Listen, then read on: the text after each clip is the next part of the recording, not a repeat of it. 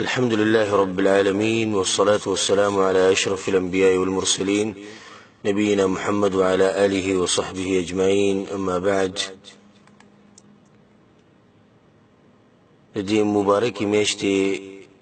د شروع کېدو په موقع باندې یا په مناسبت سره مسلمانانو ته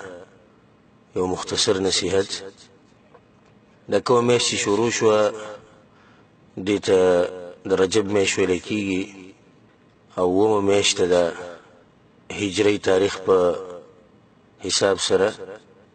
دا اوومه میاشت ده.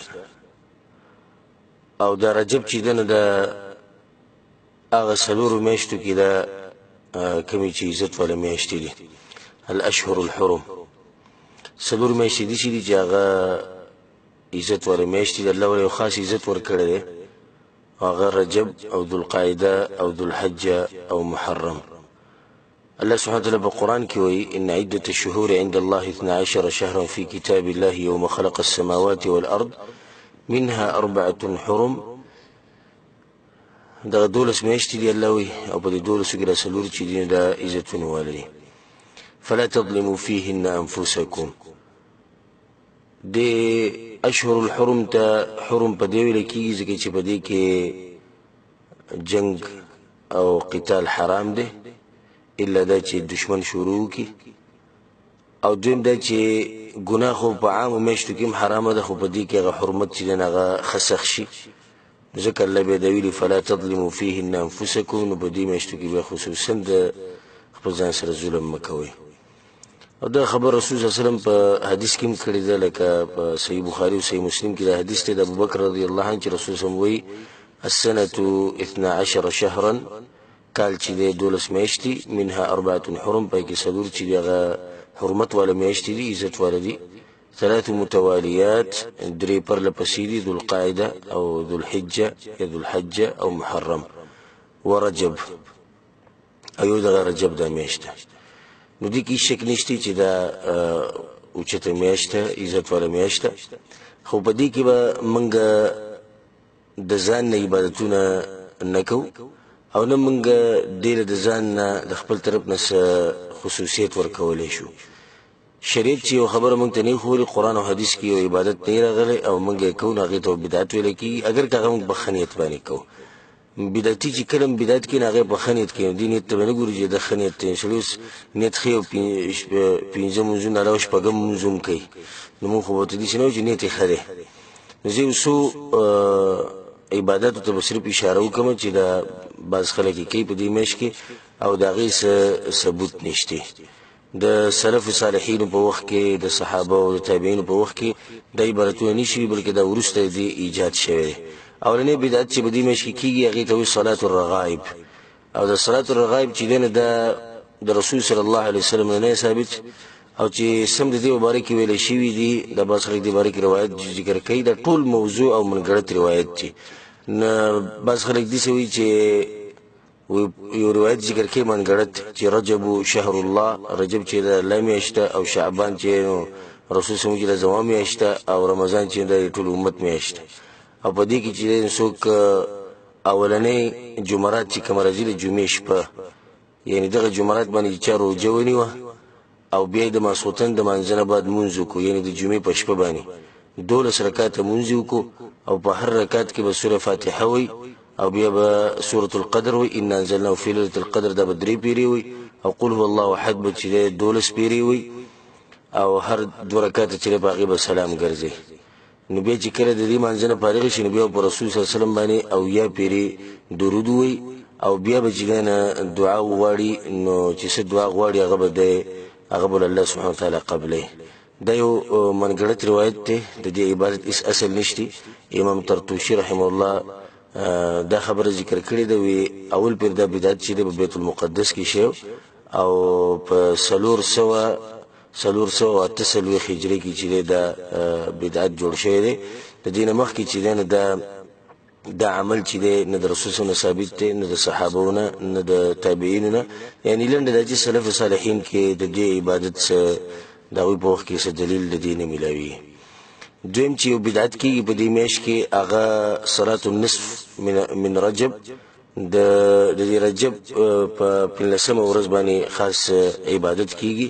او باقي کې د بس خلک روایت ذکر کوي انس بن مالک رضی الله عنه دغه نسبت کوي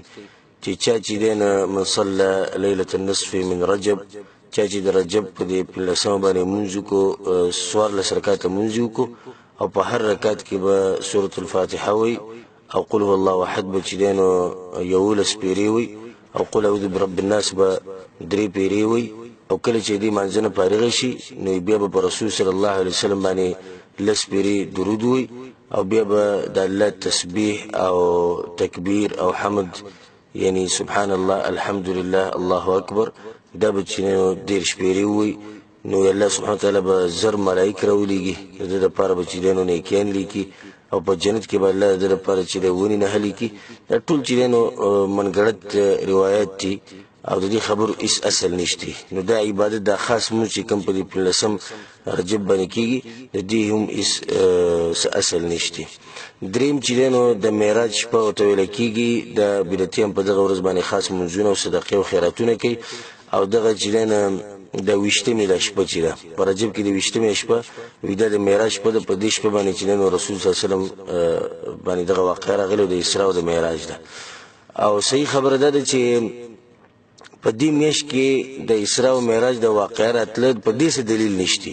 نو څنګه بیا جلینو په دغه ورځ باندې اختر منوي او جری خاص عبادتونه کیږي او یا جلینو خیراتونه کیږي او منځونه او روزي کیږي اول خدای ثابتون غواړي چې په دې میاشت کې دا واقعه راغلی ده او بیا په دې میاشت کې هم چې نو په دې وشتمه شپه کې راغلی ده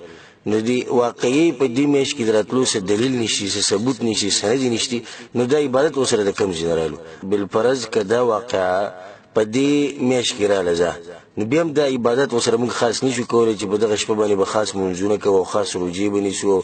او خاص چې خیراتونه به کوو چې د پرم به دلیل پکار دی او بیا په کې دې تم سوچو کې چې په دې میاشت کې دا واقعا په صحیح سند سره ثابت هم نه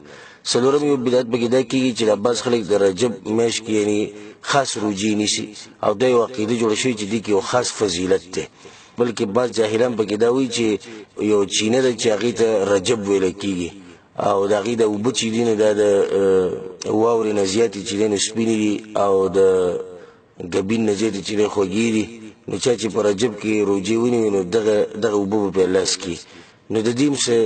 اصل نشته دی خبري کبه دیني دي سو کوي چې لکه د فضیلت راغله ده د رجب پورې خاص کوي دا هم د ځان نه یو نوې عبادت کوي پنځم بدعت ده چې د باز عوامو د عقیده ده چې په دې میاشت کې به عمرې لزی او دې ته العمره الرجبیه ویل کېږي د رجب میاشت خاص عمره او د دې مبارکي د رسول صلی الله علیه وسلم نه هیڅ فضیلت نه راغله او نه رسول صلی الله علیه وسلم امت ته دا خولې دي چې په رجب کې چې نو خصوصي عمره کوي هاي شرع عام عمره لزی کوي دي خو لکه په دې نیت چې د رجب میاشت نو ځکه چې عمرې لازم دې پر دلیل پکار دی دلیل په دې خبره باندې نشته دغه چې نو بس خلک په دې رجب په دې میاشت کې چې نو خاص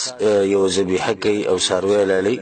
او دې ته چې نو عتیره ویل کېږي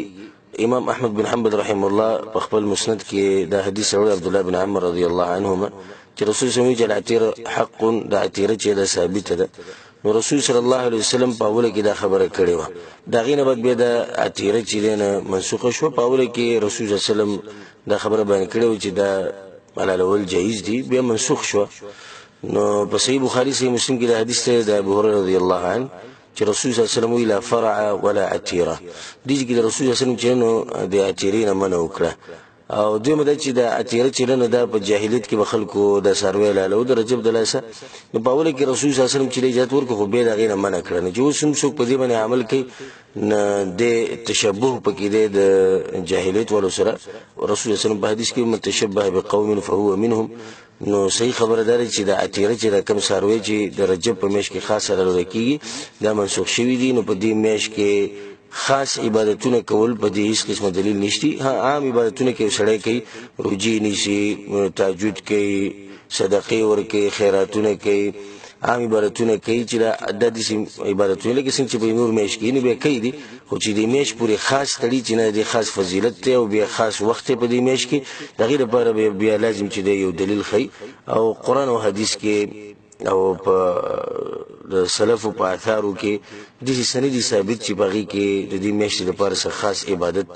ذکر شوی. د دې میاشتې دغه فضیلت دی چې دا په دغه څلورو میاشتو کې دا کوم چې حرمت والا دي، کوم چې عزت والا دي، نو په دې کې چې دی د قتل و قتال نه او دغه شان د ګناهونو نه بلکل ځان لرې ساتل پکار دي. او الله سبحانه وتعالى دې موږ له توفیق راکړي په قرآن او حدیث باندې عمل کولو. هذا والله تعالى أعلم، وصلى الله على نبينا محمد وعلى آله وصحبه أجمعين.